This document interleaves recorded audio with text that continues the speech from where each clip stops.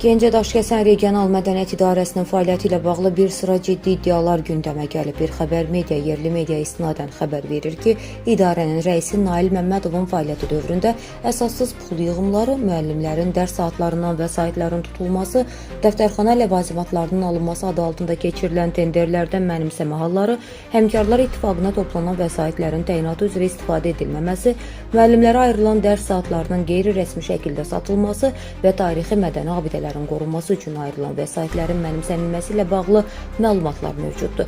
Məlumatda bildirilir ki, Azərbaycan xalqının çox əsrlik tarixi və mədəni irsinin qorunması, bərpası və mühafizəsi məqsədi ilə dövlət büdcəsindən ayrılan vəsaitlərin xərclənməsində şəffaflıqla bağlı ciddi suallar yaranır. Mənbənin məlumatına əsasən Gəncə Daşkəsən regionunda fəaliyyət göstərən musiqi məktəbləri, mədəniyyət evləri, rəsm məktəbləri, qaleriyalar, klublar, muzeylər və digər mədəniyyət müəssisələrində həyata keçirilən tikinti, cari və əsaslı təmir işləri üçün ayrılan dövlət vəsaitlərinin bir hissəsinin nağdlaşdırılaraq mənimsənilməsi ilə də bağlı məlumatlar var.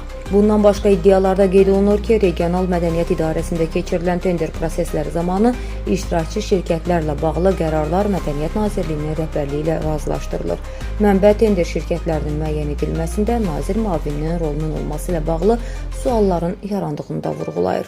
Qeyd olunan hallar təsdiqini tapacağı təqdirdə vəzifə səlahiyyətlərindən sui-istifadə, mənimsəmə, vəzifə saxtakarlığı, rüşvət alma və digər korrupsiya xarakterli hüquq pozuntuları kimi qiymətləndirilə bilər. Səsləndirilən iddialarla bağlı qarşı tərəfin də mövqeyini işıqlandırmağa hazırıq.